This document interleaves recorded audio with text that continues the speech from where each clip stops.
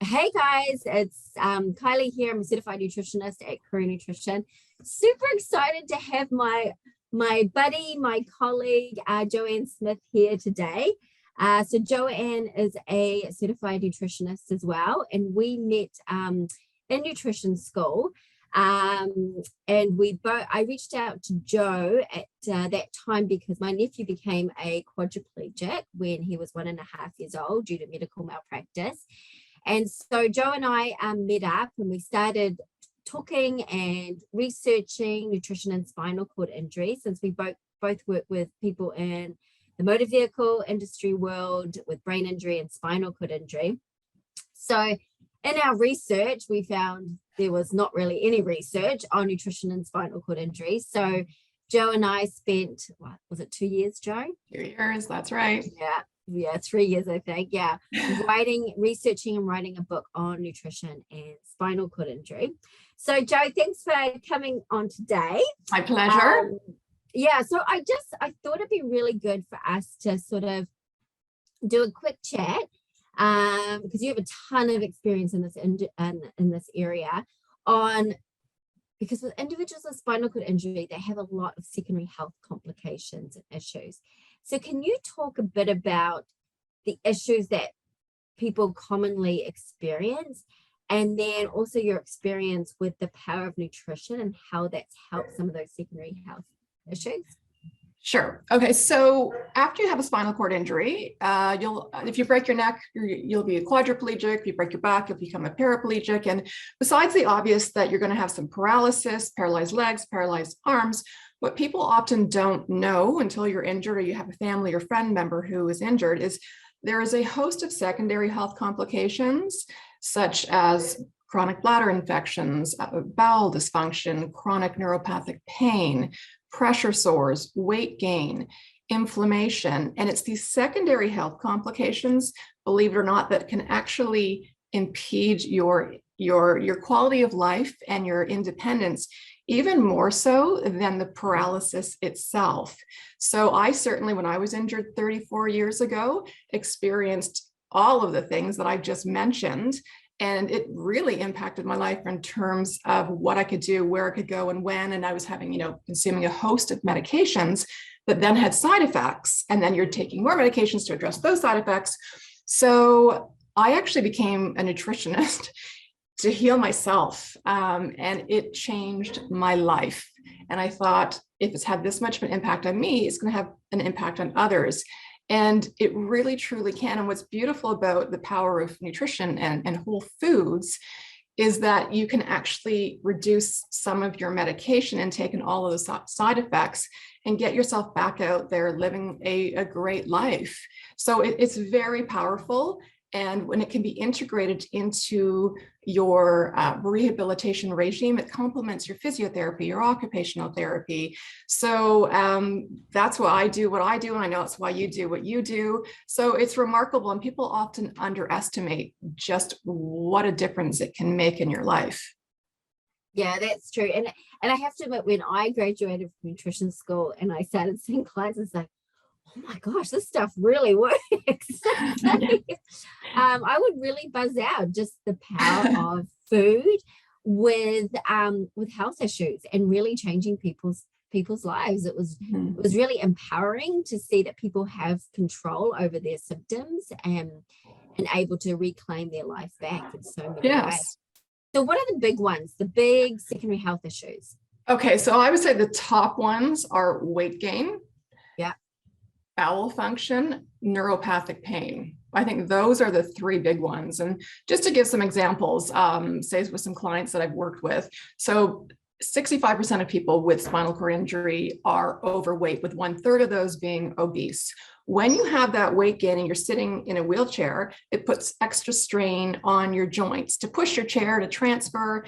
And so, and can create a lot of even neuropathic pain, because when you have weight gain, you have inflammation. So when you lose weight, it makes your transfers easier, your wheeling ability easier. You reduce that inflammation, you can actually reduce your pain. So it's that amazing cascade effect that it can have just on, losing weight. The second biggest thing I would say I work on with my clients is bowel function, whether it be chronic constipation and or loose stool. And again, when you've got that matter sitting in your gut for too long, again, it's creating inflammation, which can then contribute to pain. Some people I've worked with, believe it or not, I've only had one bowel movement every 2 weeks. Wow. That is, yeah, like it's just unbelievable what that will do to your system, the toxins it's creating, it's lowering your energy levels. So by introducing some natural supplements, probiotics, omega-3 fish oils, some fiber supplements maybe, or just increasing your fiber intake through foods, if you can have, regular bowel functions every even 2 to 3 days versus every 2 weeks, your energy's better, your pain goes down. So it really can have a big, big difference on your life. Some people are afraid to lose, like to leave the house because they're going to lose control of their bowels. So if you can help them regulate that and they can go back to school, go back to work, like it just makes such a difference in people's lives. Yeah, for sure. Now, I actually have clinicians that have asked me, pain and nutrition, really, can that make a big difference? And I know you and me were part of a study at Brock University on nutrition and the anti-inflammatory diet. So do you want to talk about that and the results for that? Because that was super cool. Yeah, it was super cool and actually very surprising. We were all shocked, you and I, as the co-lead nutritionist, but also the researchers were actually amazed by the results of that. So you and I created an anti-inflammatory diet involving both foods and anti-inflammatory supplements. And it was only a 3-month study. And we tested people at the beginning, at 1 month and 3 months. And what was remarkable, 3 months, it's not a long period of time, but what came out of it is there was a reduction in neuropathic pain by 50%, which is massive. And not only that, is it also, it reduced depression levels, because often when you have horrific daily pain and you can't get out, you can't work, you can't go to school or care for your family and yourself, you become depressed. So that twofold of the anti-inflammatory diet, improving pain and depression, was unbelievable. And it actually was better results than medications to treat depression and pain. Like say taking gabapentin or an antidepressant medication, we got better results in a shorter period of time. So very, very surprising. So again, like great example of the power of food and what it can do. The big thing when I work with all my clients is its consistency though. So yes, you can get those results in 3 months, but it is a daily effort to eat the right foods and take your supplements every single day to keep that depression down, the inflammation down. So it's consistency is key, and it's a lifestyle change. And that's what is difficult for a lot of the clients that we both work with, is they've had a huge change in their life, right? And so when you're changing your diet, it is also another lifestyle change. But timing is key. And when you can work with people at the right time and they're ready to make these changes, it really can change your life. I cannot say enough. I live a completely different life now than I did before I became a nutritionist and implemented all the things that we've been talking about. Yeah, and I definitely noticed too, when people make the changes and then they feel really good and then they go, okay, I'm good, I'm going to go back to sort of eating crappy, or they go away on holiday, and then they realize that they have this sudden like drop in energy and a lot of their symptoms flare up. And so sometimes it's good for them to have that sort of experiment so they can see that, yeah, I need to stay on this path. And like you say, it is a lifestyle. It's not a diet. And no. I mean, everything in moderation too. Like, yes, you have to live your life as well. So it's got to be realistic. But yeah, that's awesome. So what about with things with what would be the biggest strategies for weight loss with spinal cord injury? Because they are unique in the sense that they lose a lot of muscle mass below their level of their injury. And muscle mass helps our metabolism, helps our basal metabolic rate. So when we lose all that muscle mass, it's replaced with fat tissue, and that can cause problems in itself. So what would be your go-to recommendations for weight loss?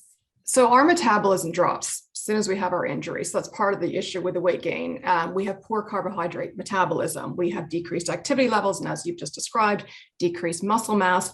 All of these things contribute to weight gain, which is why 65% of us have weight gain. It's so easy.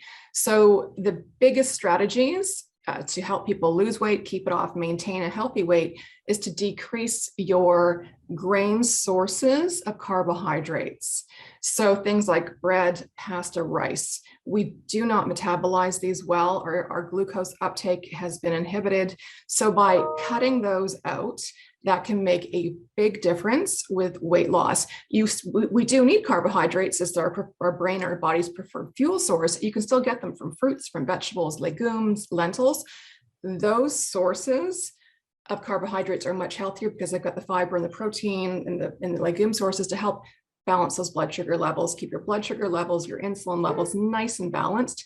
So that's one of the biggest things that people with spinal cord injuries can do to help lose weight, and also then reduce your calories. We need significantly less food intake than we did pre-injury. And that's the thing, is food is comfort, and it's absolutely understandable after you've had an injury that you want to eat, because one of the few things you still have control over. So you want to comfort yourself, and it's usually sugar-laden foods. And so people not only go on eating the same foods they do pre-injury, but they're often higher in sugar because they want the comfort. So you've got to reduce the calories and reduce those grains. Those are the biggest things for helping to lose weight. And it's interesting too, because those carbs actually temporarily raise serotonin in the brain to help us feel good. But in the long term, it just contributes to all this inflammation and depression. Inflammation they've identified that as a contributing factor towards depression. And I like that you mentioned legumes and lentils, because that's a big thing too. People go, oh, I can't afford to eat healthy, but they're so cheap and nutrient dense. Exactly. Easy to prepare, right? Yeah, for sure. So thanks, Jo. So if you guys out there are interested in learning more about nutrition and spinal cord injury, Jo and I wrote the book Eat Well, Live Well with Spinal Cord Injury. So it has chapters on various secondary health complications, as well as recipes, supplement recommendations. Super easy read. And it's $19.99. Is that right, Jo? Yeah. That's correct. Yes. Yeah. $20 Canadian. So if you just go to either my website, Career Nutrition, or Fruitful Elements, you'll be able to access the book, the PDF, to purchase that. So Jo, do you have any sort of final words before we sign off? I don't. Thank you for having me here. I think we've covered lots. If you want to learn a bit more, eat well, live well with SCI.com. And stay well, everybody. Awesome. Okay, thanks, Jo. All right, thank you. Bye, everybody.